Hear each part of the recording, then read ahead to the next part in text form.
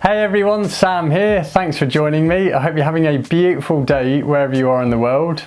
Sorry it's been a while since I've uploaded a video, at least a painting tutorial video anyway, but August was a pretty busy month, so I've just gotten behind. But back into it now, and in this video I'm going to show you how to paint this snowy landscape, and I'm going to focus on painting the clouds and snow. And this painting is inspired by the Queenstown area in southern New Zealand. Now, this painting is based off some reference photos I took a few years ago when I used to live in Queenstown, and we had a snowfall. It doesn't often snow to ground level there, maybe once or twice a year. So I jumped on the chance, I did some plein air painting, and now finally I've done a studio painting of this scene. So as I say, just for this video I'm mainly going to focus on the clouds and the snow and just give you some tips on painting landscapes in general. Now, just before I start the video, just like to quickly tell you about my Patreon channel. I've got full-length painting tutorial videos on there, also reference photos, lesson notes and bonus content, all for just $5 a month, and I'll put the link in the description box below. So without further ado, we'll get straight into the video and I hope you enjoy it. I'm painting on a 12" by 12" oil primed medium weave linen, and it's loose linen and I've taped it to a board. I really like painting on loose linen, and it's a way that I can create a painting of the size that I want. Now, I've taped it with masking tape. I taped the four corners first, then the sides, and then actually put down the main parts of the masking tape to tape it on properly and form the edges for the painting. I'm sketching out my composition using burnt sienna mixed with liquid original, and this is because I'm using oil paints. The liquid original speeds up the drying time, so it's touch dry pretty quick, and this is very convenient as I usually have a few paintings on the go, so it's a good way of being able to do lots of paintings and not having to wait a long time to wait for it to dry. Now, even though I'm painting this in oils, you can just as easily paint this in acrylics as well. So I've sketched out my composition here, and as you'll see from the get-go, I'm painting a horse, and basically when I'd gotten to the end of the blocking stage, that horse just looked really out of place. It really did not look right at all, so I actually eliminated it, so ignore the horse. It looked kind of cool in the colour study that I did, but when I got to doing the bigger painting, it just really didn't work. So I'm starting off by painting the cloud shadows here. And this is because, and you'll hear me repeat this in all of my videos, that I always start by painting the dark values and shadows first. It just makes it so much easier, in my opinion, to just quickly establish the tonal dynamic in the scene, so making it much easier to paint the areas in light afterwards. So I've started off my cloud shadows, and this is a mix of ultramarine blue, burnt sienna, titanium white and a little alizarin crimson. So those are some of the main shadows in the painting, and then there's the shadows in the snow in the foreground, and this is mainly ultramarine blue with a little bit of burnt sienna, titanium white and a dash of alizarin crimson. In fact, there's not too much difference between the value of the snow in the foreground and the value of those cloud shadows, except I've made the blue a bit more saturated. Value is how light or dark a subject is, and we'll find our darkest darks in the foreground. So you can see here in the animals that I've loosely sketched out, these are the darkest values in the painting. Of course, the horse is going to disappear soon. Now, when it comes to painting shadows in the distance, they're not going to be as dark in value, and in fact, as the landforms recede in the distance, the darks are nowhere near as dark as they would be in the foreground. So this is something to keep in mind. Now, at this point in the painting, I've got my main areas of shadows marked in, and then what I did was I started with the furthest zone away, the sky and the clouds, and then worked forward in the painting. So I'm painting the cloud highlights, and this is a mix of titanium white with a little burnt sienna, and the cool thing is I can use this to blend in with the cloud shadows, and I've already used these colours in the cloud shadows, so they're going to mix in nicely. It's also going to help to create colour harmony, and this is where the colours just look pleasing to the viewer in general, and we do this by using common colours throughout the painting, so trying to carry our colours across throughout the painting so it ties all the zones in the painting together, and then the whole thing just looks much more harmonious and cohesive.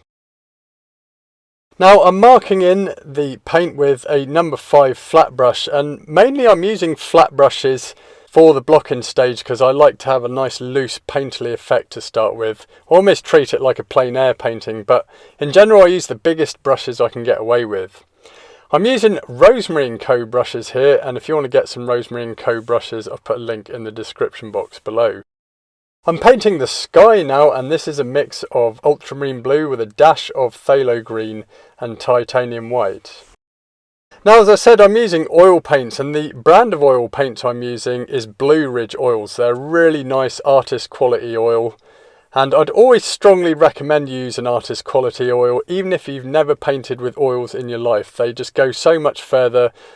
They have much higher colour pigment in them and less fillers. So even though some of the colours can be a little bit expensive, I've found that the more expensive colours tend to last longer. So in the long run, I think it's better to use artist quality oils, and your painting experience will also be much better. Now, as I said, the brand of paint I'm using is Blue Ridge oils, and I think they're beautiful to paint with. And if you want to get some Blue Ridge oils, again, I've put the link in the description box below. Now, one thing to note about the sky here is it generally progressively gets lighter the nearer to the horizon it is.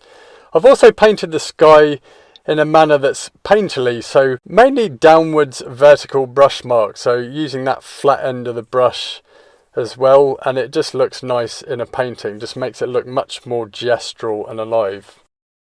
And I'm using my cloud highlight mix for the snow, so again, this was titanium white with a little bit of burnt sienna, and although you can't see it that well on here because I'm painting on a white surface, I've marked in areas of the snow.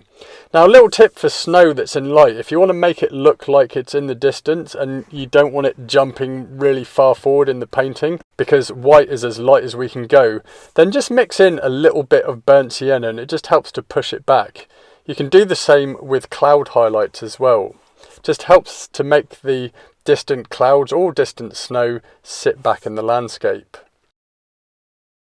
Now I'm working my way forward. I've been painting the background mountain there. It's basically quite rugged looking, and it has this tussock grass growing on it, which is a kind of brownish straw yellow colour, especially in winter. It's a really low chroma colour, so at this stage there is a lot of low chroma colours in this scene, and even the forest in the distance on the other mountain is also a low chroma green under this particular light. Now at this point in the painting, the block-in stage was nearly complete, and I was just adding some more layers, restating some of these dark values, like these cloud shadows here. Now often the bases of the clouds are where the darkest areas are, not always, but in most cases. So that's what I'm doing here. I'm just really starting to form some of the cloud bases. I really think flat brushes are great for painting clouds as well. I can also use the sky to form the negative spaces around the clouds, which helps to give them more shape and make them look more natural. And then even the cloud highlights to create some wispy parts of the clouds, especially these types of cumulus clouds that you get around mountains, especially after a snowstorm, for example. So you can see right here, this is where I'm painting some of these wispy parts. It was here that I finished up the block-in stage, and I left it to dry for a few days and then came back to it. And that was when I was looking at that horse. It was annoying me so much. It just looked so out of place, and I was like, it's got to go. So what I decided to do was paint a cowl there instead, and the cowl is also facing forward. And then that was going to create a little bit of a channel that's going to lead the eye towards the mountains. So going back to the clouds, I've actually painted the clouds in a manner that kind of leads the eye towards the mountain as well. And when it comes to composition, the clouds in your landscape can be just as important part as the other elements that you've got on the land. So I'm going back here to the cloud highlights, and I was spending some time modelling the paint here and bringing out the form of these clouds, and I'm using the same colours I was using in the block-in stage. So if you remember, this was titanium white with just a dash of burnt sienna. Now I like using burnt sienna in clouds. You only need a small amount of it most of the time, but it gives it a nice soft orangey pinkish glow to it. You could also use a little yellow ochre as well. Again, it depends on the time of day that you're painting and the lighting conditions. Now for the rest of this video, I'm just going to mainly focus on the clouds and the snow. And right here, I'm painting more highlights on these clouds. So really getting into creating the forms of the clouds and just making them look pleasing in the painting. Here I was back to forming the cloud bases and adding another layer to it, using the same colours that I was using in the block-in stage, a mix of ultramarine blue with a little burnt sienna, titanium white to get the value that I want, and a dash of alizarin crimson. Now I found these colour combinations very useful for clouds, but just shadows in the landscape in general, and also rocks. They create beautiful neutral greys, and I always edge the mixture more on the blue side. So perfect for clouds. Another thing about burnt sienna is it's a dark orange, so it helps to desaturate the blue when it's combined. So this is another reason why these two colours work really well together. Now at this point in the painting, I wanted to break up some of these clouds a little bit. They were a bit too heavy and I wanted to fragment them a little bit more. So I was using my sky mix, which was ultramarine blue, a little bit of phthalo green and titanium white, to break up some of these clouds. But I also wanted to create more space in the sky. I really felt like it needed it, and it's going to help direct the eye much better to bring it down towards that mountain. Especially also now that I'm going to be opening up a channel between where the cow that I've just outlined is and the other cow, so it's going to lead the eye much more easily towards the mountain in the distance. So here at this point, this was another painting session that I spent a bit of time, first of all just marking mainly the sort of silhouette of the cow, and then I could come back to it and add more detail to it. Then once I'd marked that out, I used my snow shadow mix to get rid of that horse. Goodbye, Mr. Horse. I spent a bit of time just painting some more of these snow shadows here and marking the shape of that cow as well. But the main thing I wanted to do during this session of the painting was to get the sky finished up, and then I focused on the rest of it. So as you saw earlier, I'd fragmented some of these clouds, especially with the sky mix, and then I was into painting some subtle final highlights on these clouds, and using the same colours as before, titanium white, but with just a tiny amount of burnt sienna. And I'm only painting a very few highlights here as well. Now the reason I wouldn't just use straight titanium white is I think it looks a little too cold. It needs warming up with something else, so this could be a burnt sienna or a yellow ochre. And then there was the sky to address again, as I felt like it needed to be a bit lighter in value, especially near where the tops of the mountains are. So just added another layer here, same colours as before, but there's just more titanium white in the mix. I'm making sure to blend the paint nicely as well, so it transitions into the darker areas in the upper section of the painting. Then after that there was just a few finishing touches to add to the clouds, mainly painting some more wispy parts of it as well, making it look natural and random and just a cold, snowy mountain landscape. So I finished the sky and the clouds, and then I just focused on the rest of the painting. So this background mountain here, and then the foreground. So I'm painting the snow on the mountain, and I'm using a mix of titanium white with a little burnt sienna. Now, as I said, the burnt sienna in the white is going to help it to sit back in the landscape. The thing about this mountain is it's in the full sunlight, but there's enough shadows in the painting that it makes it still look interesting, because really most of the time when I paint mountains I usually have some shadows in it, so I'll either paint it normally 3/4 in light or 3/4 in shadow, but in this case the whole thing is in the direct sunlight. But as I said, because I've got a good chunk of shadow in this painting, it still looks interesting. So now I was on to the snow in the foreground, and what I'm doing is I'm adding some more layers to it, but painting things such as reflected light that's within the snow as well. And I'm still using ultramarine blue with just a dash of burnt sienna where required, not in all cases, and titanium white and a dash of alizarin crimson.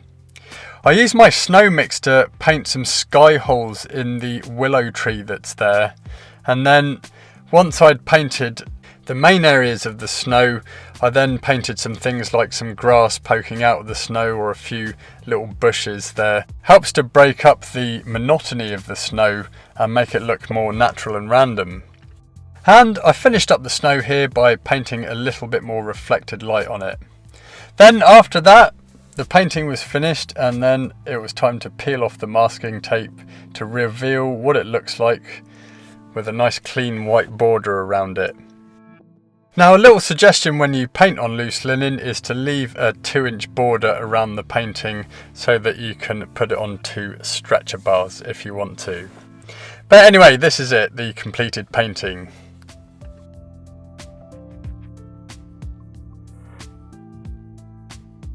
So I hope you enjoyed that video, and if you want to delve deeper into painting landscapes, then check out the full-length painting tutorial videos I have for sale from my website. I have a few video bundles there, also on painting seascapes as well, and I'm going to be making more as well for the website in the future. Now, I also have a Patreon channel where each month I upload a full-length painting tutorial video plus lesson notes, reference photos, and then bonus content during the month as well, and that's all for just $5 a month, and I've put the link in the description box below, and there's about 2.5 years worth of videos on there. And then lastly, if you subscribe to my email list, I'm giving away a free ebook on Introduction to Oil Painting.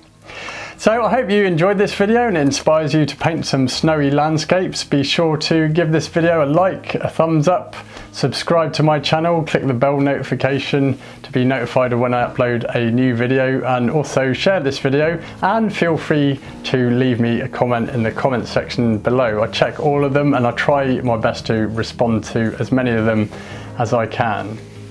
So thanks again, hope you're having a beautiful day, and I shall see you in the next video.